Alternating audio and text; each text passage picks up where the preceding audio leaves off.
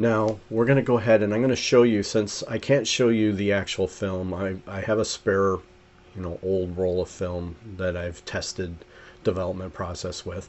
This is a brand new spool. It has tabs in it and you can see the little ball bearings in there. And it makes it really easy to load, good clean film. And this wouldn't be good for dirty and old fragile film. That's why I use the metal reels. You slide the film in the tabs, past the BBs, and then you ratchet it. And what you can't really see too well is as I ratchet, I'm gently picking up my finger and putting it down on the edge of the film. And it's important you have clean hands when you do this, because you don't want to leave fingerprints or anything on the film itself. And as you ratchet forward, it just takes a lot of practice, but once you get it down, it just feeds right in there and goes into those grooves. And then that spacing in those grooves allows the fluid to go through and develop in the film. And then I ratchet it down a little bit more so to make sure it doesn't pop out. It goes on this little spindle, this tube, and then the fluid goes down the center of the tube and goes to the bottom, and it fills up from the bottom. Now there's a little silicone drip ring that's supposed to work. Doesn't always. These canisters drip a lot. That's why we wear gloves. Now the fluid goes down the center of the cap, and then there's a ring on the outside that allows air to escape. So this is a very nice design so that the fluid fills from the bottom and goes to the top and pushes the air out. It allows for a quicker filling of the chemistry and changing the chemistry, and helps prevent fogging. Now we're going to actually load a roll of film here. This is one of the first roll. And then I note on the outside of the canister, because I usually develop more than one film at the same time. And I note all the details possible on the tape, so I make sure that I'm keeping track of what's what. And once I load the film in the dark bag, it goes into the canister like that. I go ahead and add everything back in just like it would, except for I line up the tabs on the spool, because it's something that you can't really do too well inside. You can feel, but it just helps to have it lined up. Put everything inside the bag, and I always do it in the exact same way. I have developed my little system. And I do it the exact same way so that I know on the right hand side this is where things are, and then once I get my arms in there, I move sharp objects to one side and the film to the center, and then the canisters and stuff to the outside, so I prevent scratching as much as possible when using the dark bag. And since pulling the tape can be a little hard at times, inside the dark bag, where I don't want to damage the label or the film, I remove the outside tape, and it almost always sticks anyway. So on these older rolls, the paper always sticks to the film, so it doesn't unreel on you. You zip it up. Make sure it doesn't snag. That's one thing with dark bags, is that the zippers snag those little light tight flaps, and so just need to be careful when you're zipping it up. Make sure. I frequently just stick my finger inside there so it keeps the flaps away from the zipper. And then we go ahead and load the film. And we're going to jump ahead here because it takes a little bit to load the film. And so you see, this is basically how we do it. And then once I get the film loaded and everything else, I go ahead and take it out of the bag, and everything's sealed up from this point to the wash. In theory, you could, when we're doing the fix, after the fix, you could open up the canister and do the perma-wash or photo flow, but I don't bother until I get to the actual wash. Now, you see that one strip that I pulled out? I cut off about 1 inch of the leader, and that's important. I always cut off 1 inch of a leader and I do a snip test. And we'll talk about the snip test coming up here in just a minute. But you can see, then I examine the leader of the film and I take a look at the condition of the film. And right now, this is very concerning. You can see right through the film. The emulsions just come off of it. There's a lot of modeling, a lot, no mold, no debris, which is good. But it's missing a lot of the emulsion, and it looks like it is going to have a lot of fogging. Then I go ahead and I review the paper. And you can see when I was loading it, I could feel that the paper's all torn up on the edges. And that's a concern as well. When you have jagged edges on your paper, it could be that it was a reused spool, that somebody went ahead and used the old paper with a newer film. Or it could be that the film itself was damaged inside the camera. That's the tape that holds the film. It's a masking tape. And you can see that it's hard and brittle. And at least it didn't break, because once it breaks then you get grit, and you can see there's more damage on that film.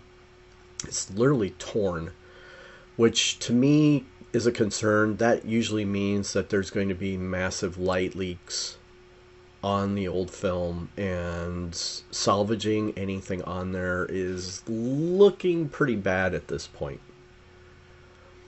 I go ahead and look for any notes. So sometimes if the film's reused, you'll see notes on the film that helps clue you in on what it is, when it was made, what was taken. Sometimes people write their notes on the film before they take the photos, and sometimes they write notes on it afterwards. I'm also looking for labels. And so here, this is the front of the film, and here's the label on it that was taped off. There's nothing written on there. It just says that it's Kodak Verichrome. Well, actually, it just said it was Kodak. Another thing is I look at the markings on it, because newer films will have numbers for exposure. This one doesn't. This one actually just has dots for various type cameras. So this also ages a little bit. That tells me that this is an actual older roll of film, because there isn't exposure numbers on the paper. Then I roll it back, and sometimes you'll find a label on the very end of the spool. On these really old films, you frequently find that there's another label on the very end, and we'll see if there is one. And sure enough, there's one there.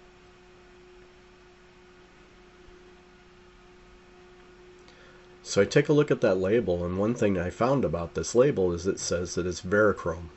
It doesn't say it's Verichrome safety film, and it doesn't say that it's Verichrome pan.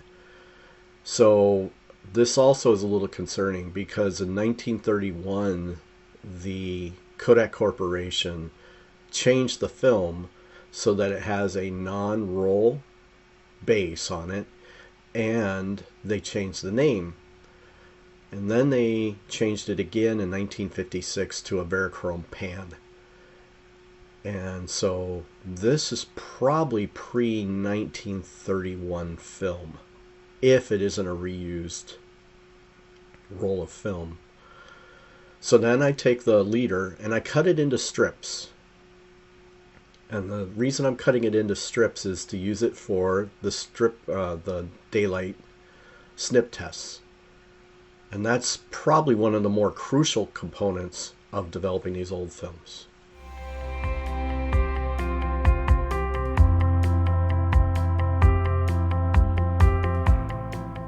The snip test really is where some of the magic takes place.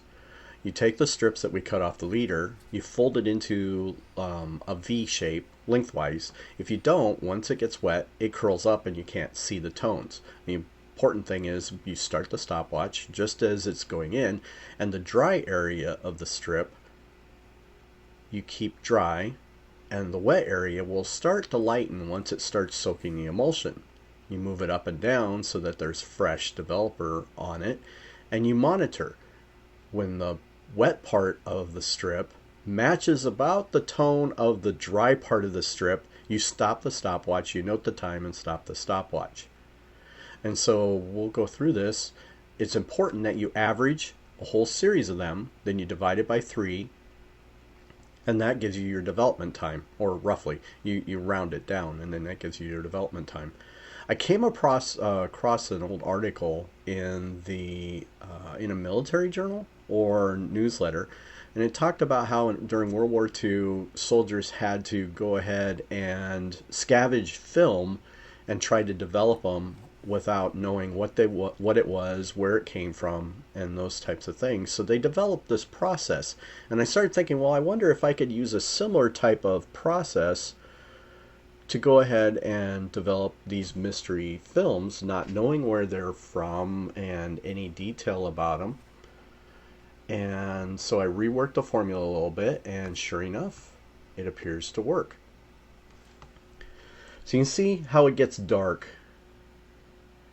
And it's important that you use when you fold it, that you have the emulsion side out. And a rule of thumb is that old films curl towards the emulsion. They always, in the roll, they curl in towards the emulsion. So that you fold it into a V, and that helps prevent that curling, and you can monitor the development process. So we'll go through on the other rolls as well and do the exact same thing. You log everything into a table, and then you average, 4 or 5 strips, and then you divide it by 3. Now you can see the color tone. The tone is changing. It gets lighter. Moving it up and down, checking it constantly. And then it'll suddenly start changing in tone. It's just barely starting here. There, it's getting a little darker and darker. It's getting closer, and then once it matches pretty much right in there, you note the time, log it in, and then you use that as the average. And you can see just by the strip laying in there how dark it gets pretty quick. And this is the snip test.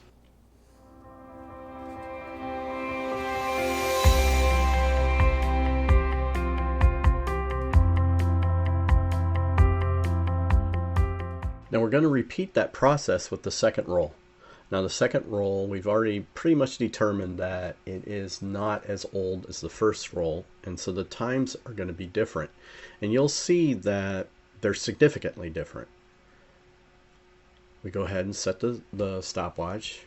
We go through the same process of dipping in the strip and starting the stopwatch. And then we're looking for the change in tones. Monitoring it. And you'll see that there is a significant difference in the amount of time it takes. It's already done. Whereas the older roll took a lot longer to change the tones. Now some of this might be from emulsion damage or debris, mold, fungus, but there is an interesting turning point between really old film and new film. Brand new film might take 6 minutes and 30 seconds, and then as you start getting older, it might go down to 6 minutes of development time. And really old film suddenly goes the opposite direction, and you're looking at minutes of development time that are double that. And haven't quite found that tipping point in the age of film to figure out why the development time gets quicker up to a certain point, and then it goes the opposite direction. You can see how quick that changed, and we're already at that point in just a few seconds.